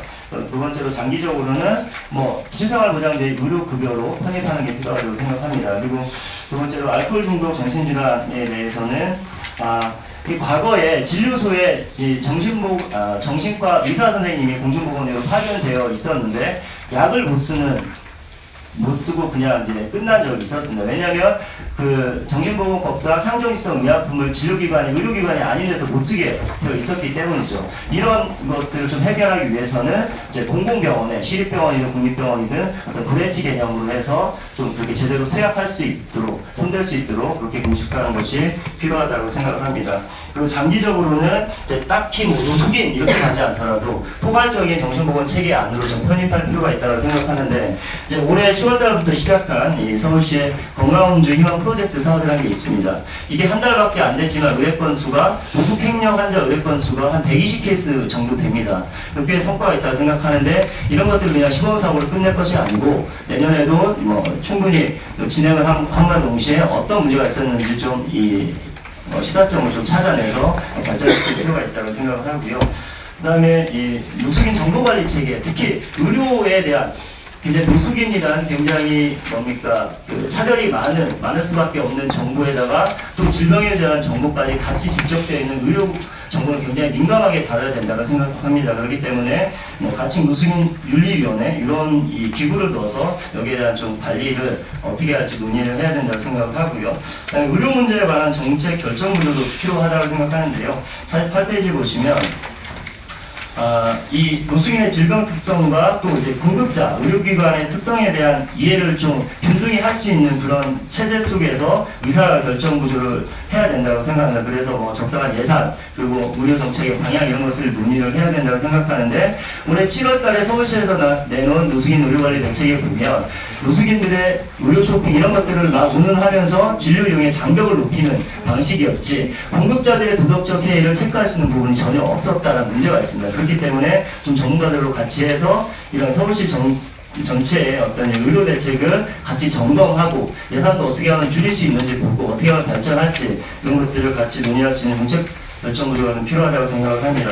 그다음에 마지막으로 서울시 노숙인 지원 조례가 자동적으로 제정이 될 거라고 생각합니다. 법이 만들어졌으니. 그런데 이것을 좀 잘 만들었으면 하고 법이 갖고 있는 맹점을 좀 제대로 해결하는 방식으로 갔으면 좋겠다는 것인데, 한 3가지만 말씀을 드리겠습니다. 첫 번째로는 법이 그 사회복지사업법 하위법적 성격을 갖고 있는 다른 법보다도 노숙인에 대한 어떤 서비스 대상자에 대한 권리구제 조항이 굉장히 없습니다. 그렇기 때문에 사회복지사업법을 근거로 해서 노숙인의 권리를 보장하는 조항들을 조례에 좀 명문화하는 게 필요하겠다. 두 번째로는 정보인권보호를 위한 가이드라인이 필요하겠다는 생각이 듭니다. 일단 이 법에는 비밀 누설의 금지, 이게 정보인권 보호를 위한 유일한 조항이 노숙인법에 담겨 있습니다. 그러나 개인정보보호법이라는 사회복지사업법 혹은 이제 각종 국제계약에 근거해서 노숙인들의 정보인권을 보호하기 위한 그런 가이드라인이 조례에 명문화하는 게 좋겠다. 세 번째로 이제 운영위원회를 좀 구성할 필요가 있겠다라는 것입니다. 도가니 사태를 통해서 공익이사제 도입을 중심으로 하는 사회복지사업법 개정 이런 흐름도 있고, 이미 이제 사회복지사업법에 운영위원회 규정이 있기 때문에 이것도 시설의 민주적인 운영을 위해서 조례를 통해서 운영위원회를 좀 넣는 게 좋겠다라는 생각합니다. 네, 말씀 빨리 드려서 죄송합니다. 감사합니다.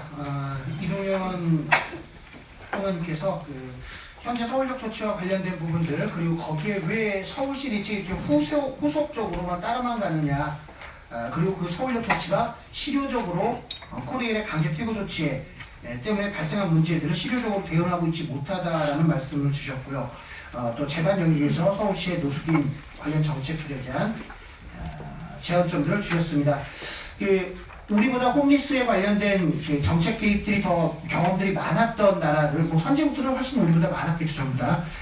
그 나라에서 공통적으로 이야기되는 거는, 일단 신규 노숙인이 자꾸 늘어나는 문제는 그 지역의 어포더블 하우징이라고 하죠. 저렴 주거가 점점 모자라진다 하고 직접 관련되는 거고, 그 다음에 만성 노숙인이 거리에 많이 있다라는 거는 저희 노숙인 서비스 제공하는 쪽에서 서포티브 하우징이라고 많이 하죠. 시설 형태일 수도 있고 주거 형태일 수도 있겠습니다만, 전문적인 서비스와 주거 대책이 한꺼번에, 특히 주거를 기반으로 해서 주어지는 부분들이 효과적인 충분히 주어지느냐 그렇지 못하느냐가 만성적 노숙인의 숫자로 표현된다라고 합니다. 근데 우리는 보통 정책에서, 노숙인 정책에서 보통 노숙인들의 자활 의지, 회의 이런 부분에 너무 초점을 두다 보니까 본격적으로 해결해야 할 부분을 좀 피해가면서 오히려 더 어려운 부분들을 또 맞이하고 있지 않나 생각이 됩니다. 자, 이제부터는요, 이 자리에 참여해주신 모든 분들로부터 자유롭게 조금 토론을 하고 또 제어주실 부분들을 말씀을 듣는 시간을 갖도록 하겠습니다. 발언 시간을 너무 길지 않게 말씀해 주셨으면 좋겠고요. 발언하신 선생님께서는 발언 의사를 밝혀주시기 바랍니다. 네, 말씀 주십시오. 그냥 말씀. 네, 그렇게 하시면 됩니다. 노숙을 하다가 지금은 이렇게 고시원 생활을 하고 있는데요. 다름에다 지금 자활하시는 분들이나 노숙하는 분들이 굉장히 많습니다. 근데 주거 지원도 짧을 뿐 아니라 일자리도 이렇게 하고 주거 지원하고 일자리도 분리가 돼 있으니까 그분들이 이제 당연히 지원 2개월 3개월 지원되면은 그거 끝나면 다시 노숙을 해야 되니까 그렇게 하지 말고 제가 부탁드리고 싶으면은 일자리하고 주거 지원하고 같이 복합으로 이렇게 갖고 어울려 갖고 나가면은 아무래도 노숙을 면하지 않을까 그런 생각을 해보고요. 임대주택이라는 것이 노숙을 하면서 그 일자리를 하면서 돈을 모으기가 굉장히 어렵습니다. 저 같은 경우에도 50만 원이 없어서 임대주택을 들어가지 못했습니다. 저는 이제 수급자로 했는데 43만 원을 못하지 않아서 그 돈으로 50만 원 몰라 그 상가에 신청하고 지금 1년 동안 저기 했는데 임대주택이 이번에 됐는데 50만 원이 없어서 취소를 해버렸습니다. 그렇게 하지만 정부에서 이렇게 좀 해갖고 좀 저렴하게 좀 더 저 주거 임대 지원을 하고 그런 것 좀 해주면 좋겠다 이렇게 생각됩니다.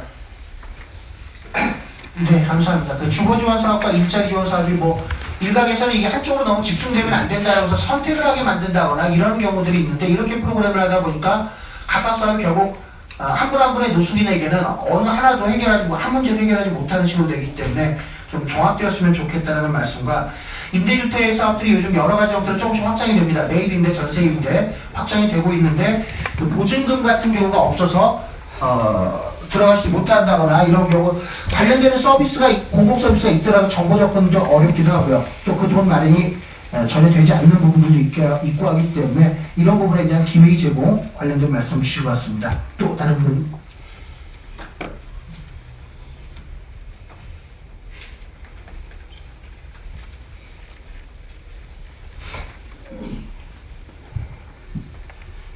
글쎄요, 저희가 이렇게 또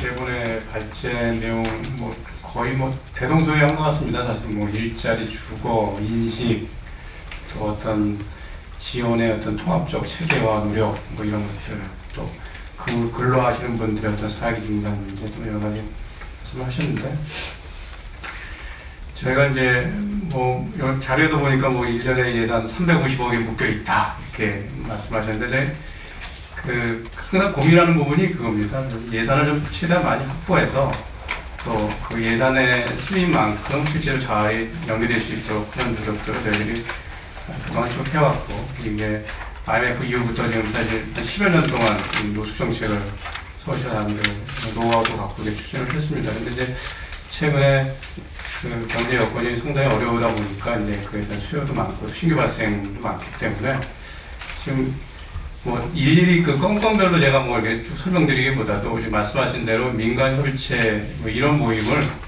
상당히 정량화시키고 또 우리가 갖고 있는 고민 사실 여러분만큼 저도 굉장히 고민을 합니다. 그래서 우리가 갖고 있는 고민 또 여러분이 갖고 있는 아이디어를 함께 모아서 앞으로 서울시의 노숙 정책은 상당히 좀 획기적으로 좀 변하지 않을까 그렇게 기대를 하고 있고 또 그런 협의체 구성에 대해서 뭔가 빠른 시일 내에 좀 정리를 해서 여러분들과 함께 서울시 노숙 정책을 풀어나가도록 그렇게 하겠습니다.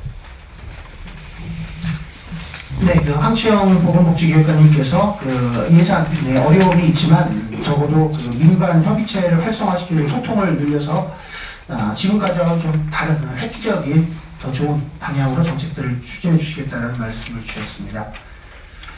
이명수 센터장님께서 그 최근 서울역 만성노숙인 정신건강이나 알코올 관련된 것 때문에 굉장히 여러 가지 고민이 많으셨을 텐데요. 그냥 2005년부터 한 3년 정도, 3, 4년 정도 이제 거리 노숙인, 정신질환, 알코올 중독 사업에 대한 부분 잠깐 말씀드리고요. 지금 서정화 선생님 말씀하셨던 것처럼 보건복지부 시범사업하고 있는 액트죠. 그 거리 아웃리치 팀 있지 않습니까? 거기에 이제 참여하고 계시는 정신과 의사 선생님께 이제 얼마 전에 전화를 받았는데요.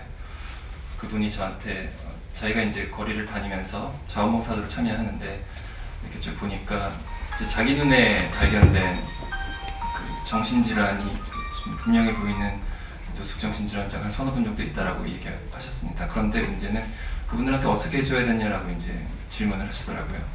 그래서 그런 경우에는 어떻게 하면 된다라고 이제 말씀드렸는데 말씀드리고 싶은 부분은 아까 정원 선생님께서 일반인과 똑같은 태도를 보였으면 좋겠다라는 그런 말씀하셨고 주거가 없음으로써 생긴 여러 가지 그 문제들 많이 말씀하셨는데 그러니까 저희가 정신보건 서비스를 제공하는 데 있어서 일반인들한테 정신보건 서비스를 드릴 때 가령 동사무소에 있는 아니면 지역사회에서 정신질환, 정신병적인 증상으로 이렇게 의심되는 환자분들이 있을 때는 이제 저희한테 의뢰를 하게 되고 그러면은 지역센터나 아니면 지역센터 다 없었을 때는 저희가 그 현장에 나와서 평가를 하고 법에 의해서 이제 입원을 시킬 수도 있고 아니면 외래를 연결시킬 수도 있는데 문제는 정신질환의 특성상 거의 대부분은 이제 입원으로밖에 할 수가 없다는 그런 한계가 있습니다. 2005년부터 4년 동안 했던 사업 실적을 봐도 입원 연계 실적이 그 외래 연계 실적보다 한 2배 정도가 더 많이 있거든요. 그리고 안타깝게도 우리나라의 정신병원에 하는 입원 형태는 90%가 이제 비자의적 입원이고 합니다. 거리에서 노숙인을 보이지 않게 하자라는 거에는 저도 반대를 합니다만, 그것이 이쪽 영역에 있을 때, 그러니까 정신질환의 문제라던가 아니면 어떤 알코올 중독에 대한 문제로 했을 때는 잠시 동안은 보이지 않아야 되는 상황이 생길 수도 있다라는 그런 부분이고요. 지금 현재 거리에서 술에 취해서 완전히 이렇게 누워 계시고 몸을 못 가누시는 분들은 사실 일반적인 가정 환경을 생각했을 때는 그렇게 방치되어서는 안 되는 거고, 좀 적극적인 개입을 통해서 치료를 받을 수 있도록 해야 되는 거 아니겠습니까? 그런데 이제 그분들을 이제 치료를 받게 할끔 하는 그런 방식 자체에 대한 어떤 여러 가지 시민단체나 인권단체들과 이제 어떤 그 내용에 대한 합의도 좀, 방법에 대한 합의도 좀 필요할 것 같다는 그런 생각도 좀 들었고요. 전반적으로 발제하신 의견들에 대해서는 다 동의를 할 수 있는데, 아까 정신과 선생님 제가 예를 잠깐 들었던 거는 뭐냐면, 거리에서 정신질환 또는 알코올 중독으로 의심되는 분들을 이렇게 발견해내고 평가를 의뢰하는 거, 그 과정 자체는 사실 지금 아까 말씀드렸던 것처럼 현장의 거리 아웃리치 팀들이 충분히 강화되어지면 그 아웃리치 서비스와 정신보건 서비스 간의 이제 거래 연계책을 통해서 해결될 수 있는 부분은 많이 있다. 왜냐하면 정신과 전문의 할아버지가 거리에 나가더라도 그분들과의 어떤 상담을 통해서 진료 현장이 아니라 거리에서는 사실 할 수 있는 건 굉장히 너무나 제한적이기 때문에, 저도 옛날에 거리 아웃을 나가서 맞지만 뚜렷하게 누가 봐도 정신질환이 분명하고 누가 봐도 알코올 중독 문제가 있는 분들한테 저희가 나가서 해줄 수 있는 건 없다라는 거죠. 그래서 그쪽에다가 이제 전문 요원들을 투입시키는 것보다는 서정원 선생님이나 이동 선생님 말씀하신 것처럼 또 뉴욕이나 다른 홈리스의 그러니까 노숙인 정신질환의 문제로 우리보다 훨씬 더 많은 문제를 갖고 있는 그 나라들의 정책도 결국 주거 서비스가 동반되지 않는 어떤 사후관리 체계는 사실 아무런 의미가 없다. 병원에서 아무리 치료를 받고 퇴원을 했는데 그 퇴원 지점이 거리로 다시 나오게 됐을 경우에는 거의 다 재노숙이 되기 때문에 그 7월 이후의 사후관리 체계에서는 주거 서비스와 연동되지 않은 사후관리 체계는 굉장히 별 의미가 없을 수 있다. 그래서 지금 뭐 비단 정신질환, 알코올 중독, 노숙인뿐만이 아니라 기존의 다른 임시주거지원 사업도 사례관리자가 배치되지 않았다라고 하는데, 차라리 뭐 전문요원이나 이런 부분들을 그 지속관리를 위한 주거지원이나 아니면 뭐 그 주거 서비스의 하나의 사례관리 팀으로 붙여가지고 체계를 만드는 것은 굉장히 중요한 의미가 있을 것 같다. 차라리 발견보다는요. 네, 뭐 그런 의견을 좀 드려보고 싶었습니다. 뉴욕이 정신질환자 관련된 홈리스에 대한 주거 서비스를 지난 한 10년, 20년 정도 동안 만 자리 정도를 이렇게 했는데, 우리나라가 서울이 뉴욕보다 경제적인 수준이나 이런 부분들이 좀 많이 떨어지니까 거의 한 10분의 1 또는 100분의 1 수준으로 하더라도 지금보다는 그 정신질환, 알코올 중독 노숙인에 대한 주거 사업, 그리고 그 주거 사업에 같이 붙는 적극적인 사회팀이 좀 만들어지면 거리에서 아웃리치 팀, 저희 입장에서 봤을 땐 그분들 보호자입니다. 일반 정신질환자나 알코올 중독자들은 누구랑 우리가 의사소통을 많이 하냐면 가족이랑 얘기를 많이 하겠죠. 그래서 그분의 건강 상태가 더 악화되지 않도록 이렇게 뭔가 정보를 드리고 입원을 하도록 돕죠. 그런데 거리 노숙인은 보호자가 없지 않습니까? 그러면 우리는 누구랑 이야기를 해야 되냐면 그 현장 아웃리치 팀이 아마 1차 보호자가 될 것이기 때문에 그 안정적인 보호자가 만들어지는 것은 저희도 굉장히 중요한 부분이라고 생각을 하고요. 네, 일단 그 정도로 행설사 수없이 말씀드렸습니다. 예, 감사합니다. 저희가 항상 그 관심을 가지고 있던 분야였죠. 그 거리에 크게 공공 역사나 이런 곳에 밀집되는 곳에 그 만성적인 정신질환과 알코올 중독 문제를 가지고 계신 노숙인 분들 상당히 많은 개입이나 노력들을 기울이고 있지만, 방금 이제 센터님께서 말씀 주셨던 것처럼 아웃리치에서 보다 정규적이고 관계를 형성할 수 있을 때까지의 정규적인 틀, 그리고 일단 의료 서비스로 연계가 된 다음에 사후에 주거 서비스가 동반되는 팔로워, 이것들이 조금 결여되어 있는 상태에서 뭔가 찔끔찔끔 개입이 일어나다 보니까 이게 뭐 해결이 되지 않는 그런 악순환이 반복되는 부분에 대해서 현장 선생님께 잘 지적을 해주신 것 같습니다. 또 말씀 주실 분들 계실 것 같습니다만. 네.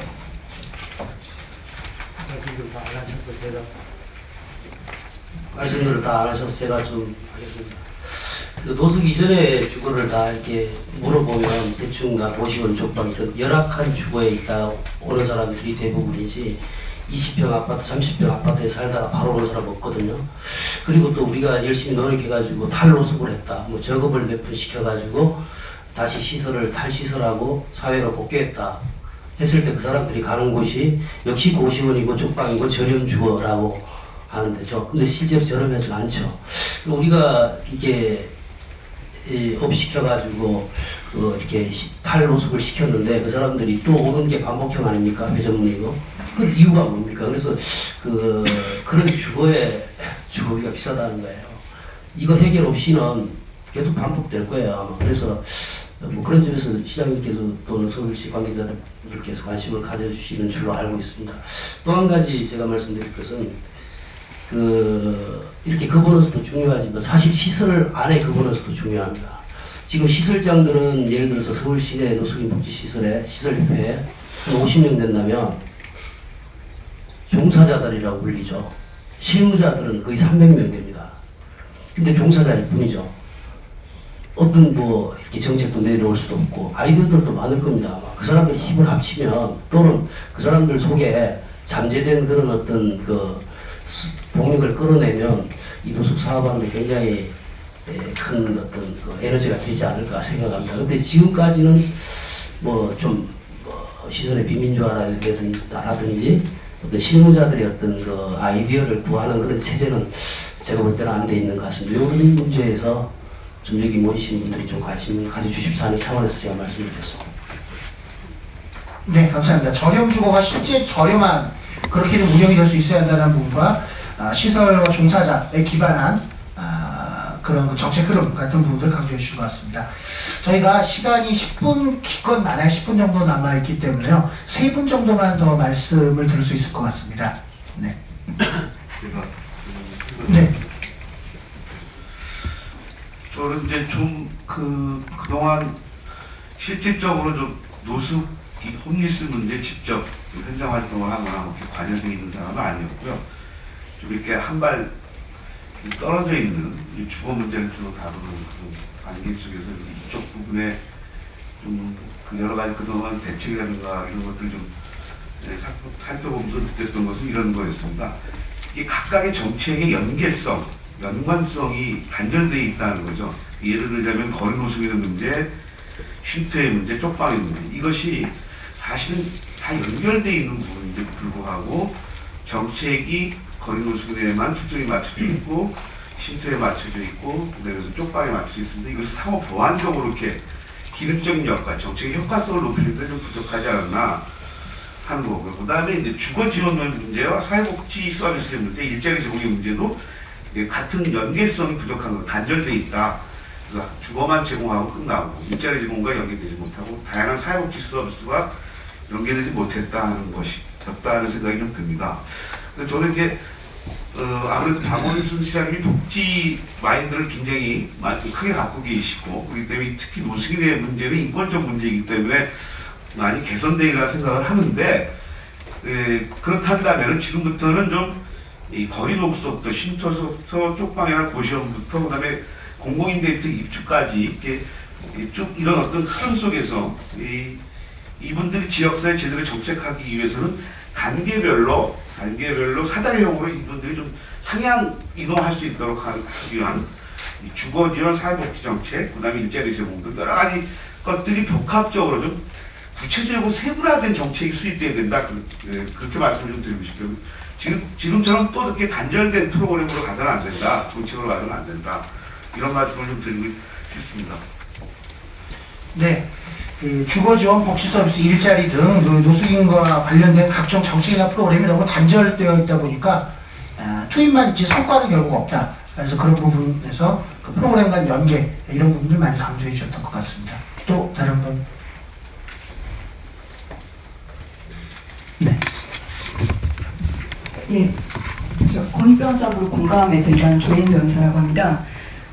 지금 그 근본적이고 장기적인 그 정책에 대한 이야기가 많이 나왔는데요. 사실 이제 그 정책이 가장 중요하겠지만 지금 서울역에서 이번에 지금 그 노숙 금지 조치를 한 부분이 그 차별적인 그 조치를 한 부분이 지금 계속 이 처리가 안 이루어지고 있고, 이것 때문에 사실 동절기에 지금 굉장히 위험한 상황이기 때문에 이 부분에 대해서 좀 서울시가 관심을 기울이고 어떻게 이렇게 처리가 될 수 있도록 행동을 좀 해주실 것을 요청을 드리고요.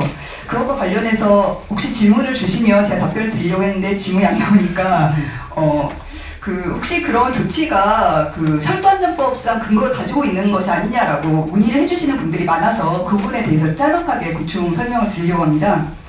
그 철도안전법에 보면 그 48조에 철도 보호와 질서 유지를 위해서 이제 금지되는 행위들을 쭉 이제 늘어놓고 있고, 그런 금지 행위를 했을 때 50조에서 철도 종사자가 여기에 해당하는 사람을 퇴거시킬 수 있도록 하는 조항이 철도안전법에 들어있습니다.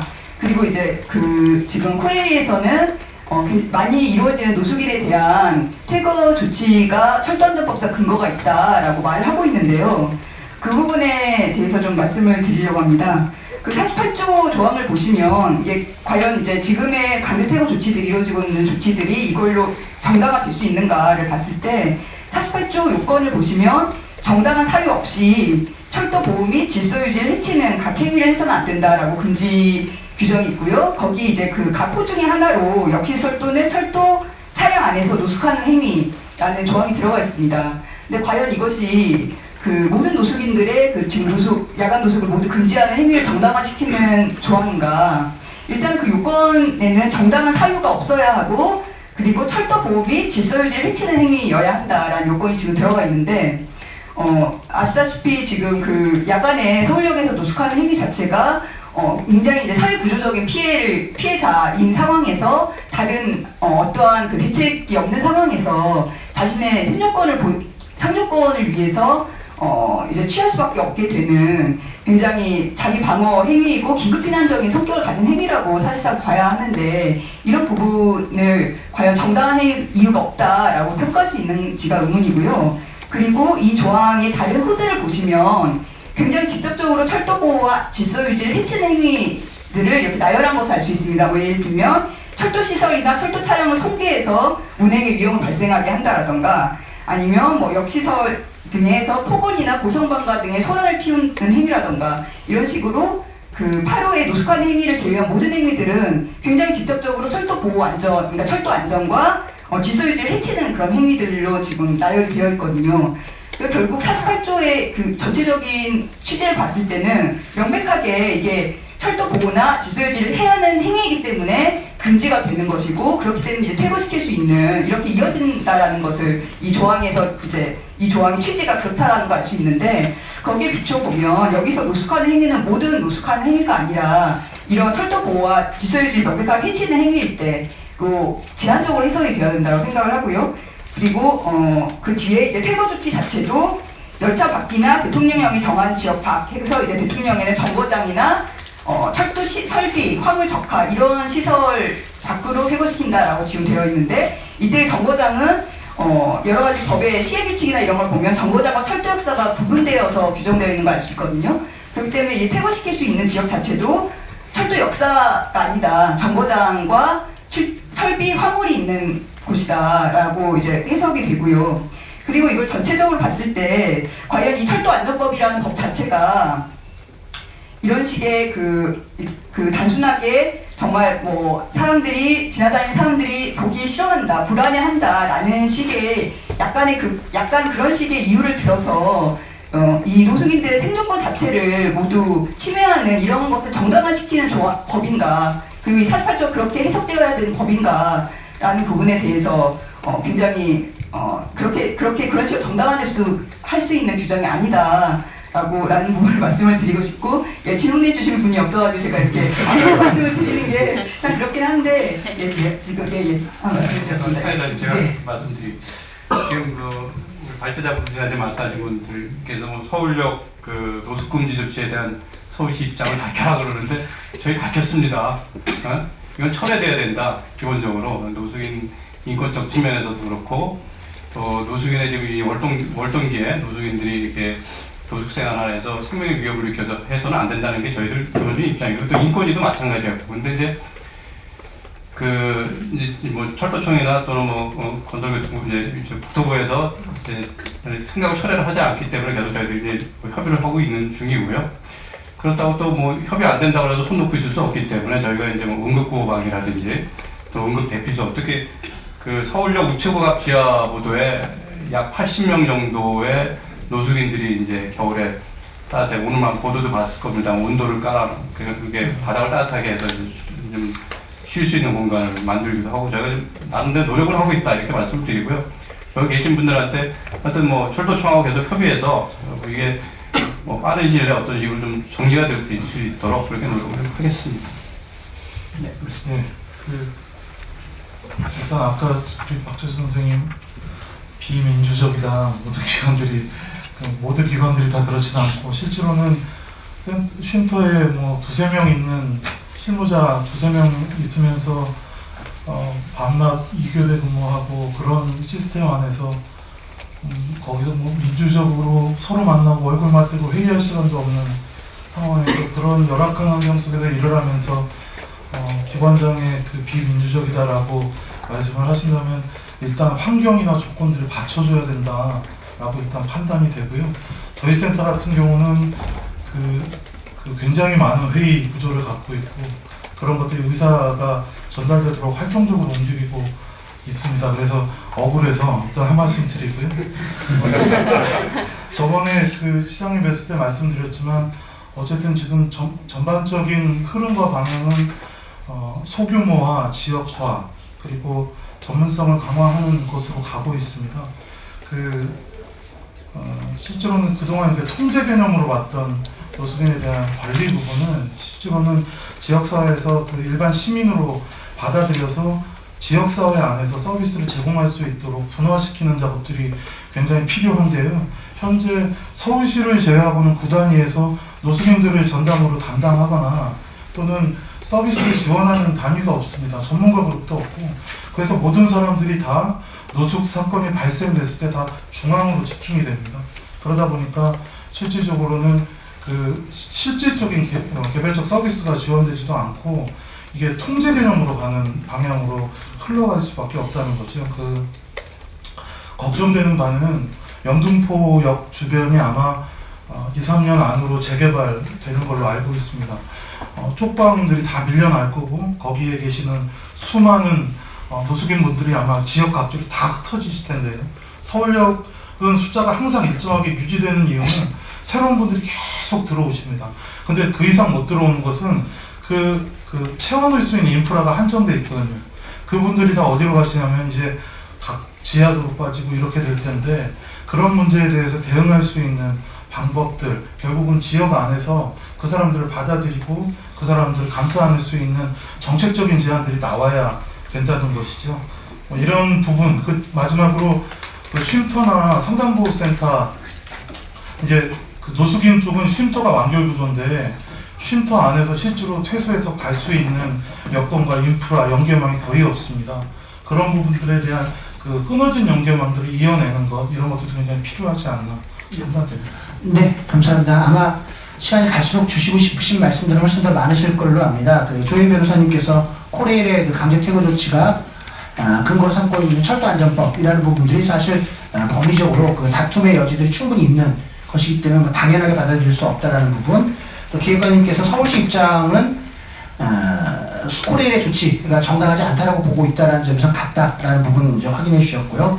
또 노숙인 날쌔기 지원센터에서 서비스가 지역화, 분화되어야 되는데 공공 영역에서 오히려 각 구에서는 아무것도 되지 못하는 그래서 그런 부분들도 공공 영역에서 조금 공공 서비스도 지역화될 수 있도록 홈리스 영역에서 조금 지원을 부탁드린다는 말씀까지 주셨습니다. 굉장히 많은 말씀을 주셨고 사실 주실 말씀이 더 많으신 분들이 이 자리에 계신 걸 알고 있습니다. 하지만 저희가 약속했던 것처럼 시간이 지금 다 되어서요. 일단 오늘 굉장히 많이 메모하시면서 열심히 들어주셨는데 시장님께 2분만 많은 말씀 듣고 좋은 제안이 나와서 이제 그 부분은 말씀을 안 드리겠고요.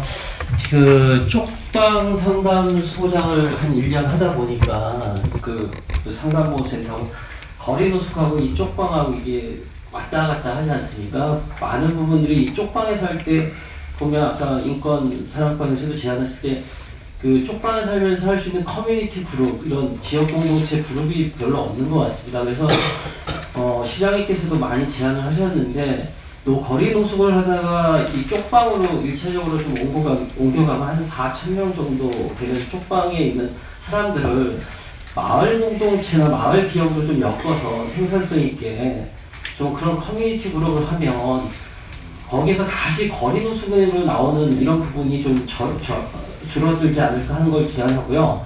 그리고 지금 의료 지원 체계에 대해서는 좀 더 시립병원 이런 전문성 있는 기관들, 간호정신보건센터나 이런 기관들이 적극적 기획을 통해서 노숙인의 의료 건강 문제를 좀 해결했으면 좋을 것 같다는 생각이 듭니다. 지금은 조금은 저희가 이 체계에 있어서의 전문성이 좀 결여되어 있다고 저는 생각을 하고 있고요. 그리고 노숙인의 통계에 대해서 아까 때 우리 사회자님께서 거리 노숙인 1,600명이라고 했는데 실질적으로 서울시에서 통계 잡은 숫자하고 많은 차이가 있습니다. 이 통계를 정책을 정할 때 이 원칙적인 통계를 가지고 정책을 결정해야 되는데 작은 숫자 가지고 정책을 정하고 실행을 하다 보니까 거기에 많은 오류가 나오는 것 같습니다. 그래서 이번 기회로 좀 이런 정책들이 실제 인원으로 정책이 좀 정해졌으면 좋겠다는 생각을 합니다. 네, 이효영 선생님께서 마지막에 쪽방 커뮤니티와 관련된 거 의료 그리고 통계 정책 기초인 통계 같은 것을 좀 정확히 보강하자는 말씀 주셨습니다. 장시간 동안 메모하시면서 꼼꼼히 말씀을 잘 경청해 주셨습니다. 박원순 시장님으로부터 총평을 듣도록 하겠습니다. 네, 제가 총평을 할 위치에 있지는 않고요. 오히려 오늘 나온 좋은 그 생각들, 아이디어들을 저희들이 어떻게 좀 정책으로 받아서 좀 변화를 만들어낼 것인가 이런 게 좀 중요하다고 생각하는데 그 방금 이렇게 좋은 얘기들 참 많이 하신 것 같아요. 아까 서울시립병원에 이런 좀 그 알코올릭 전문 병상이 있으면 좋겠다든지 근데 지금 없는 거죠. 예컨대 이런 거는 굉장히 구체적인 제안 몇 개 있습니까? 그러면 그게 아마 충분치 않다는 말씀인가요?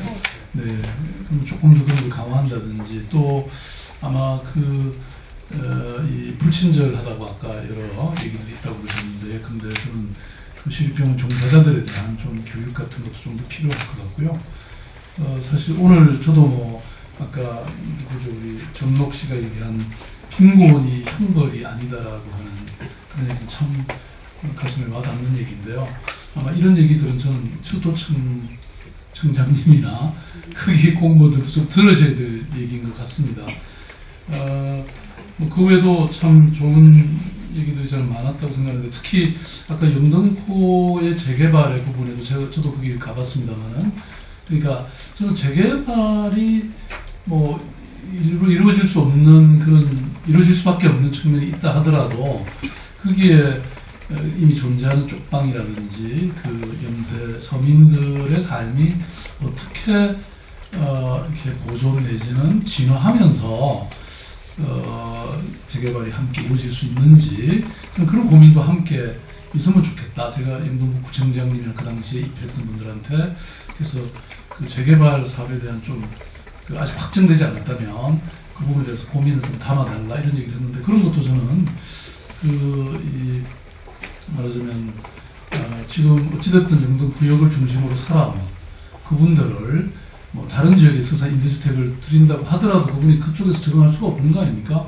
그러니까 그 삶의 공간이 유지되면서 그렇지만 또 지금과 같은 상황이 아니라 더 업그레이드된 상황에서 어떻게 사실 수 있는지 그런 공간적, 관계적 뭐 이런 것들을 함께 고민할 수 있다고 저는 생각합니다. 또 뿐만 아니라 아까 누가 말씀하셨나요? 이 어떤 연계성을 고민해야 된다는 게 참 가슴에 와닿네요. 그래서 지금 어떤 공간적 연계성, 저는 정책적 연계성이라는 표현도 좀 쓰고 싶은데, 그러니까 이게 단순히 어떤 일회적인 것이거나 어떤 단순한 한 번의 지원으로 끝나는 게 아니라 산발적 지원으로 끝나는 게 아니라 그게 단계적으로 연속성을 갖고 지원하는, 그러니까 한 사람이 어떻게 이런 노숙자가 됐는지의 그 과정에서부터 또 그것을 어떻게 이분이 극복해 가는가의 그 전 과정에 이르는 것을 일종의 이력제라고 그러나요? 뭐 그런 발상으로 한번 한 사람 한 사람에 대해서 뭐 2,700명이라 하더라도 저는 아주 많은 어찌 보면 많은 숫자이기도 하지만 또 어찌 보면 뭐 우리가 관리 가능한 이런 게 아닐까 싶은데, 아무튼 그런 관점에서 본다면 저는 이런 방식 가능하지 않을까 싶고, 그런 측면에서 보면 뭐 시기적인 이런 어떤 고민을 할 필요가 있을 것 같습니다. 지난번에 제가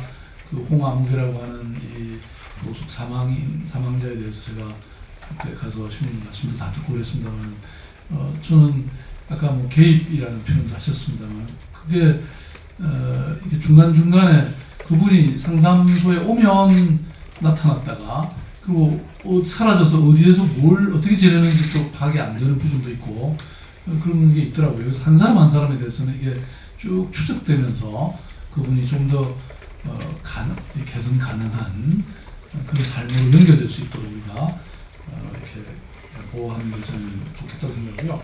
오늘 여기 좀 저는 빠져 있다고 보는 조금 전에 예방이라는 관점, 아까 쪽방촌에 사는 분들은 거의 뭐 한 걸음 더 나가면 거의 노숙자가 되는 것인데, 미리 좀 이렇게 노숙자로 돼서 이미 알코올이 근데 심해진 단계가 아니라 그 이전 단계에 우리가 할 수 있는 일이 뭔지 이런 것들을 고민해 보았으면 좋겠다는 생각이고요. 동시에 제가 이렇게 보니까 영국 같은 데서는 이런 문화나 예술의 힘을 통해서 노숙인들이 어떤 새로운 삶의 열정을 가질 수 있도록 만드는 이런 노력들이 참 많더라고요. 예를 들어서 사진가로 이렇게 자신들이 이렇게 배워서 뭐 사진전을 한다든지, 또는 영화를 계속 보게 하고 감독들이 설명하고 해서 나중에 스스로 사회를 이렇게 찍을 수 있는 이런 뭐, 그래서 영화를 만들고 한다든지, 아무튼 이런 여러 발상들이 좀 있는데 우리가 아직 뭐 그런 것까지 하기는 너무나 좀 열악한 상황이어서 그런지는 모르겠습니다만은, 아무튼 그런 걸 통해서 좀 이렇게 삶의 새로운 어떤 욕구를 가질 수 있게 만드는 것도 저는 참 중요한 게 아닌가.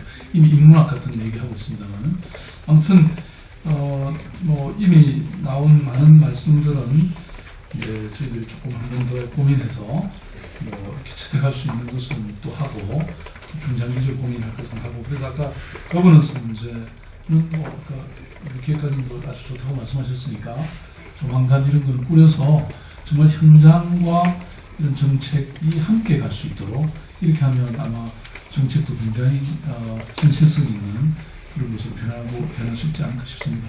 네, 오늘 너무 유익한 말씀들 많이 해주셔서 고맙습니다. 네, 오늘 있었던 그 서울시 노숙인 정책 워크숍 굉장히 좋은 여러 가지 이야기와 제안들이 나왔습니다만, 아마 곧장 현실 적용될 때까지 조금의 어려움들도 있지 않을까 생각을 합니다. 그렇지만 이 노숙인 관련된 정책에서는 제일 필요한 게, 저도 지금 오늘 이 자리가 약간은 불편하고 낯섭니다만, 불편하고 낯선 논의들을 좀 많이 해야 한다고 생각합니다. 좀 불편해도 만나서 이야기하고 의논을 하고 서로 배척할 것이 아니라 그런 활동 통해서 앞으로 좋은 정책들이 현실화되기를 기대합니다. 그러면 오늘의 그 서울시 노숙인 정책 워크숍을 이걸로 모두 마치도록 하겠습니다. 대단히 수고 많이 하셨습니다. 오늘 참석자 일부에서요, 저한테 쪽지가 들어왔는데 지금 마쳤습니다. 공식적으로 마쳤고 잠깐 그 사진 촬영 한번 했으면 하는 의견을 주셔서요. 이거 뭐 너무 형식적이지 않냐 이렇게 말하지 마시고 같이 시장님과 함께 사진 한번